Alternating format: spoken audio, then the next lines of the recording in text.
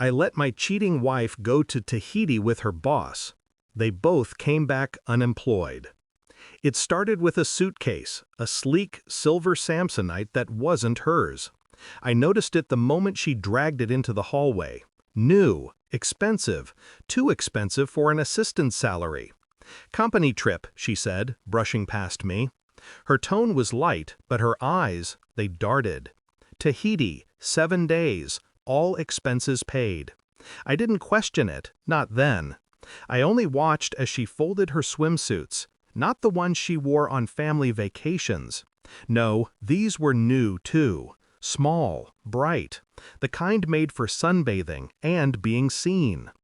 When she thought I wasn't looking, she checked her reflection, not with the tired indifference of a wife preparing for a work trip, but the anticipation of someone who wanted to be wanted.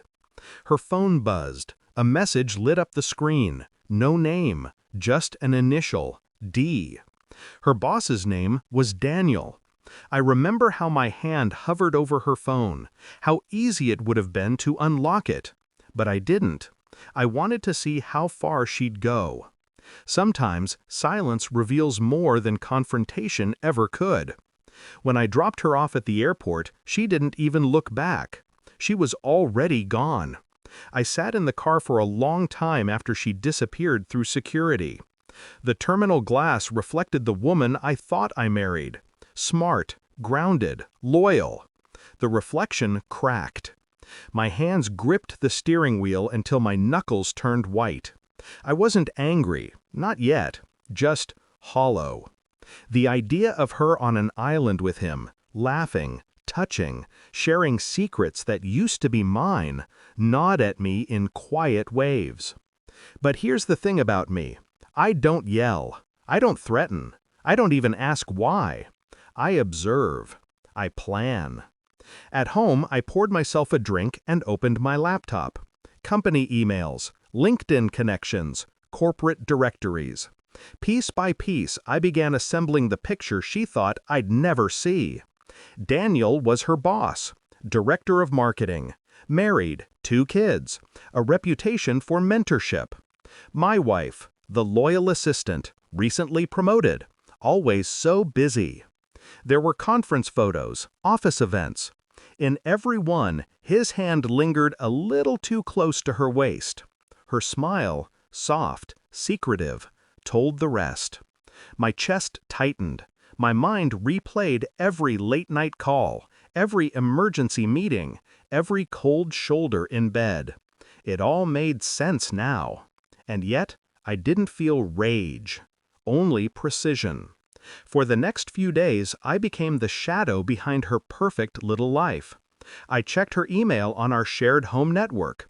She'd forgotten how synced devices worked. I monitored her bank statements. I tracked her social media patterns, timestamps, and activity while in meetings. Everything aligned. A hotel booking under Daniel's name, 2 guests, private bungalow, ocean view. She thought she was clever, using her personal email. But she used our joint credit card for the airport lounge, a rookie mistake. I kept collecting, never confronting. That's how you win against liars. You let them dig their own graves. The photos started surfacing on social media. Not from her, of course. From colleagues, casual snaps of team bonding. In one, she was standing beside Daniel. The caption read, "Boss and his favorite assistant, Tahiti team vibes." The word favorite stung like acid. I zoomed in. Her hand rested on his arm.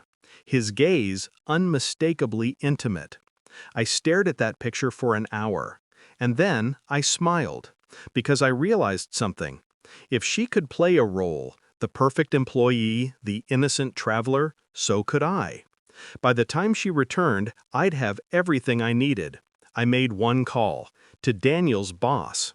She came home glowing, tanned skin, windswept hair, the scent of coconut and deceit clinging to her like perfume. "Trip was amazing," she said, tossing her luggage aside. "You'd love Tahiti." I nodded, calm. "Must have been unforgettable." She smiled, oblivious. I wanted to tell her I'd seen everything. The sunset dinners, the blurred photos, the way Daniel's hand slid across her back when she thought no one noticed. But no, I'd already said what I needed to, just not to her. 3 days before she landed, I had emailed a complete dossier to Human Resources. Photos, receipts, time-stamped evidence of her business trip, forwarded from an anonymous account. I didn't need revenge. The truth would do that for me. A week later, I found her sitting at the kitchen table, phone in hand, pale, shaking. "They fired me," she whispered. "Daniel, too. Someone sent them pictures," her voice cracked. Think what?" I asked. I didn't raise my voice, didn't even blink. She searched my face for sympathy. There was none left. "They think we were inappropriate." Were they wrong? Her eyes filled with tears. "It was just one night. Don't," I said quietly. She froze. The silence stretched between us like a blade. For the first time, she saw what I'd become, or maybe what I'd always been beneath the calm exterior. I let her speak, excuses, apologies, half-truths strung together by fear. When she ran out of words, I stood up, walked to the counter, opened a drawer, pulled out a thick envelope, her name on the front. Inside, her signed divorce papers, dated 2 weeks before her trip. Her face went white. "I knew," I said, "before you left, before he booked that flight, before you packed that new swimsuit." I placed the envelope on the table. "This is my signature. Yours can go next to it." She stared at me, shaking. "You planned this?" "No," I said, meeting her eyes. "You did." When she reached for me, I stepped back. "I didn't want to hurt you," she whispered. "You did anyway." Her tears didn't move me. They only confirmed what I already knew. Guilt wasn't the same as love. I walked out of the kitchen, out of the house we built together. Didn't slam the door, didn't look back. Because she didn't deserve closure, only consequence. By morning, Daniel's career was over. So was hers. And me? I felt lighter. Not happy, not proud. Just free. It's been 8 months since Tahiti. She tried reaching out once, a long message about regret, loneliness, second chances. I didn't reply. I didn't need to. Last I heard, she's working part-time at a boutique. Daniel's marriage collapsed. Their paradise lasted less than a week. Poetic, really.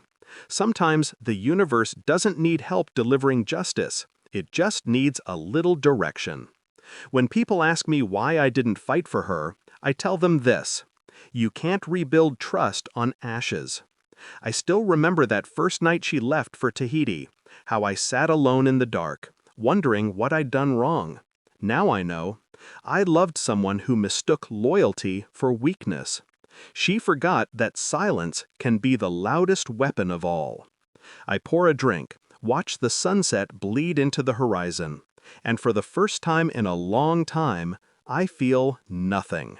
Because the best revenge isn't destruction, it's indifference. How could you do this?